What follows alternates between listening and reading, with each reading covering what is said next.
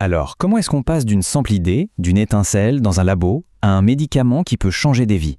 C'est tout le parcours qu'on va décrypter aujourd'hui chez les laboratoires Salem. Et vous allez voir, c'est bien plus qu'une simple succession d'étapes. C'est vraiment une chaîne d'union où chaque maillon compte. Et voilà, cette phrase, elle résume tout. C'est vraiment la philosophie qui guide toute l'entreprise.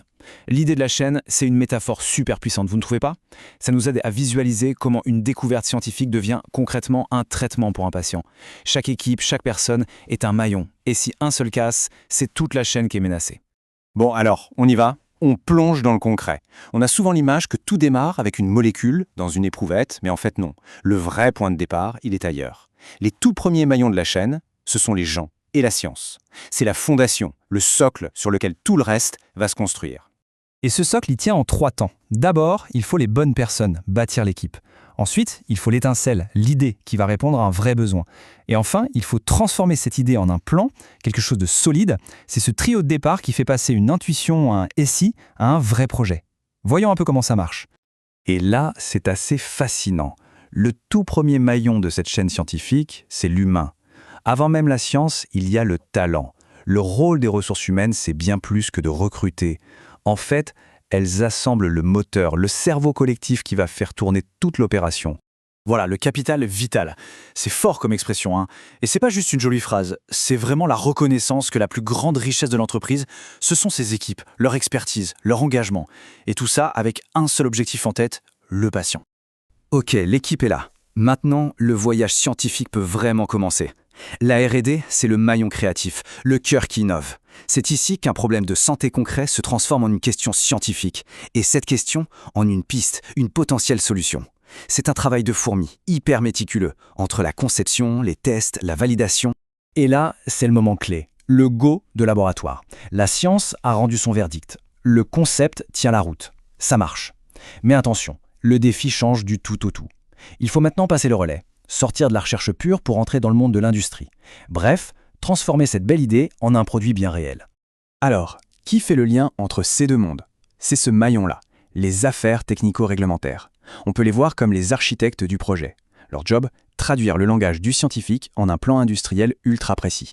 Ils doivent s'assurer que ce qui a marché dans une petite éprouvette pourra fonctionner à une échelle de plusieurs tonnes. C'est un sacré défi. Voilà, l'image est parfaite, le pont.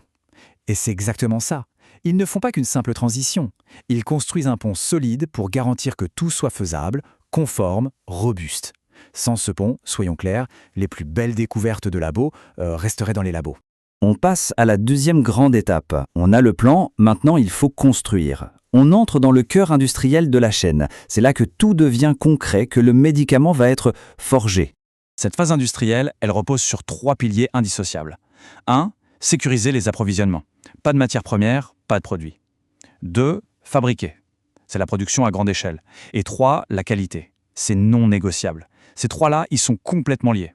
L'un ne fonctionne pas sans les autres. Le premier de ces maillons industriels, c'est la supply chain. Imaginez-la comme le système sanguin de l'usine. C'est elle qui s'assure que tout circule, que les matières premières arrivent, que les stocks sont gérés pour que la production ne s'arrête jamais. Elle est là pour alimenter la machine en continu.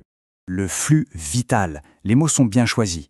Leur mission, c'est ça, que rien ne s'arrête. La moindre interruption dans ce flux, et c'est toute la chaîne de production qui peut être paralysée. C'est un travail constant de planification, d'anticipation. Et nous voilà au cœur du réacteur, la production. C'est ici que la formule quitte le pâtis pour devenir un produit en très grande quantité. On parle de tonnes de produits fabriqués en suivant des règles ultra strictes, les bonnes pratiques de fabrication, les fameuses BPF. C'est un cahier des charges hyper rigoureux qui garantit que chaque boîte de médicaments est parfaitement identique et sûre. Le maître mot ici, c'est la précision absolue.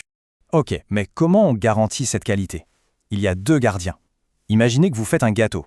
Le contrôle qualité, le QC, c'est celui qui goûte le gâteau à la fin pour voir s'il est bon. L'assurance qualité, la QA, elle, s'assure que la recette est parfaite, que le four est à la bonne température, que les ingrédients sont bons, pour être sûr que tous les gâteaux qui sortiront du four seront parfaits. En gros, le QC vérifie le produit final. La QA maîtrise tout le système pour éviter les problèmes en amont. Le médicament est prêt. Il est fabriqué, il a passé tous les contrôles qualité. On pourrait croire que c'est la fin du voyage, mais pas du tout. En fait, la partie la plus complexe commence peut-être maintenant, faire en sorte que ce médicament arrive jusqu'au patient. Et là, on aborde les derniers maillons de la chaîne. Et ils sont tout aussi vitaux, parce qu'avoir un bon produit, ça ne suffit pas. Il faut aussi qu'il soit légalement autorisé, qu'il prouve sa valeur pour être remboursé, que la science derrière soit bien comprise, qu'il soit physiquement disponible et que l'entreprise puisse continuer à innover. Chaque point est un défi en soi. Les affaires réglementaires, ce sont les gardiens de la loi. Leur travail, c'est d'obtenir le feu vert pour que le médicament soit vendu. Mais ça ne s'arrête pas là, loin de là.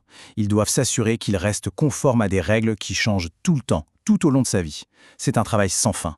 Parce que c'est bien beau d'avoir un médicament autorisé, mais s'il est inaccessible, ça ne sert à rien.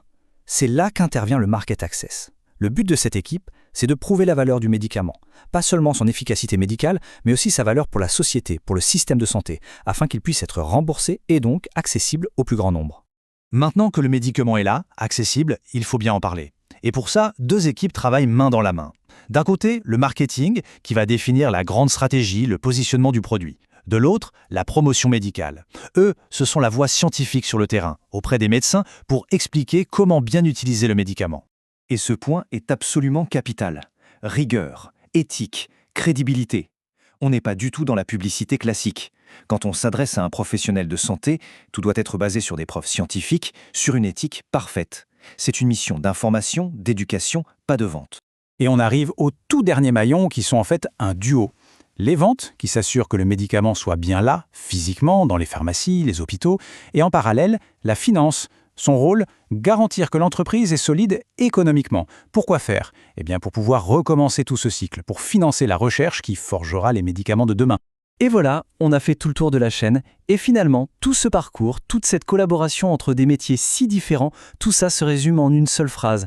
L'excellence, elle est partagée par chaque maillon, et le but, il est unique, la santé de tous. On arrive à la fin de notre décryptage, mais la chaîne, elle, ne s'arrête jamais. Elle est toujours en mouvement, elle évolue, elle cherche à s'améliorer. Et quelque part, dans un labo, le tout prochain maillon,